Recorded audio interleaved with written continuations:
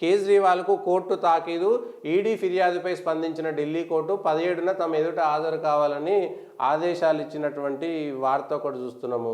కేసీఆర్ ఈ కేజ్రీవాల్కు కవితకు దీనికి సంబంధించినటువంటి కేసులో కూడా సంబంధం ఉంది కాబట్టి ఢిల్లీ మద్యం కుంభకోణంలో ఈడీ ఫిర్యాదుకు సంబంధించి ఈ నెల 17న విచారణకు హాజరు కావాలని ఆప్ కన్వీనర్ ఢిల్లీ సీఎం కేజ్రీవాల్ను ఢిల్లీ కోర్టు ఆదేశించింది.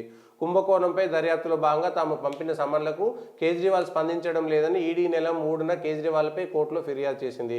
ఇప్పటి వరకు కేజ్రీవాల్కు 5 సార్లు సమన్లు పంపినట్లు, ఆయన ఒక్కసారి కూడా అధికారుల ముందు హాజరు కానట్లు అందులో పేర్కొంది. ఈడీ సమన్లు రాజకీయ ప్రేరేపితమని కేజ్రీవాల్ గతంలో ఆరోపించారు. ఈ మేరకు ఆయన ఈడీకి లేఖ రాశారు.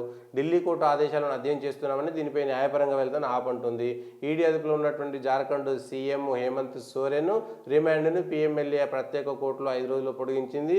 దీనికి సంబంధించి కవితకు సంబంధించినటువంటి కోర్టు ఈ కేసు కూడా 16 తారీఖు ఉన్నది. అంటే 16, 17 తారీఖుల్లో కేజ్రీవాల్ ఈడీకి సంబంధించి ఒక రాజ్యాంగ సంస్థ ఎన్ఫోర్స్మెంట్ డైరెక్టరేట్ ఒక రాజ్యాంగ సంస్థ పంపించినటువంటి నోటీసులకు తాకీదులకు స్పందించలేదు. నేను బిజీగా ఉన్నానటువంటి విషయం చెప్పిండు. ఈడీ సమన్లు రాజకీయ ప్రేరేపితమని కేజ్రీవాల్ చెప్పిండు. మరి ఇప్పుడు కోర్టు కూడా ఈడీ చెప్పిన అంశంపైనే మా ముందు హాజరు కావాలని ఒక నోటీస్ ఇచ్చింది కదా. మరి ఇప్పుడు కోర్టు కూడా ఒక రాజకీయ ప్రేరేపితమైనటువంటి నోటీస్ ఇచ్చిందని కోర్టు ముందు హాజరు కాకుండా పోతాడా? ఈ అంశాలపైన స్పష్టత రావాలి. ఈడీ అంటే రాజకీయ ప్రేరేపితం అని చెప్పారు. అదే ఈడీ ఇప్పుడు మేము కేసు పెడితే రాలేదని ఢిల్లీ కోర్టులో వేసింది. ఆ ఢిల్లీ కోర్టు ఇప్పుడు కేజ్రీవాల్కు నోటీసులు పంపించింది.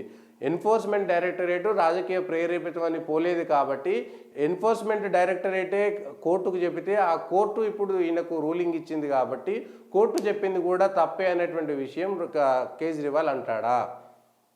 ఈ అంశంలో స్పష్టత ఇవ్వాలి. ఈడీ రాజ్యాంగబద్ధమైనటువంటి సంస్థనే. జార్ఖండ్ సీఎం హేమంత్ సోరెన్ కూడా ఇట్లనే 4-5 సార్లు తప్పించుకుంటే తప్పనిసరి పరిస్థితుల్లో ఈడీ వెళ్ళింది. ఈడీ అక్కడ అరెస్ట్ చేయాల్సినటువంటి పరిస్థితి, ముఖ్యమంత్రి హోదాలో ఉన్నటువంటి వ్యక్తి అరెస్ట్ కావాల్సినటువంటి పరిస్థితి. ఆయనకు సంబంధించి చిన్నదా పెద్దదా, ఆయన ఆదివాసీయా ఎస్టీయా ఎస్సీయా, ఇవన్నీ అంశాలు పక్కన పెడితే అవినీతి 8 ఎకరాలదే చిన్నదే అనేటువంటి అంశం పైన చెప్తున్నారు. మరి ఈ హేమంత్ సోరెన్ను మద్దతు తెలుపుతున్నటువంటి వ్యక్తులు గతంలో కర్ణాటకలో యడ్యూరప్పకు సంబంధించినటువంటి ఆరోపణల్లో, అవినీతి ఆరోపణలో కూడా 2 ఎకరాలకు సంబంధించినటువంటి దాంట్లో చేసింది. అది అవినీతి. దానిపైన కూడా అదే అంశంపైన చర్చ జరిగింది.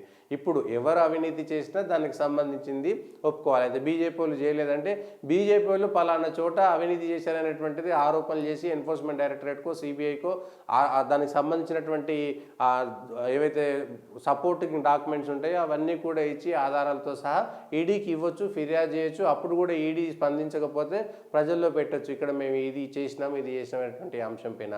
ఇప్పుడు కేజ్రీవాల్ ఈ అంశం పైన స్పష్టంగా చెప్తాడా? ఈడీ ఇచ్చినటువంటి సమన్లను వ్యతిరేకించినటువంటి కేజ్రీవాల్ కోర్టు ఇచ్చినటువంటి నోటీసులను కూడా వ్యతిరేకిస్తాడనేటువంటి అంశం పైన క్లారిటీ ఇవ్వాల్సినటువంటి సందర్భం మాత్రం వస్తున్నది.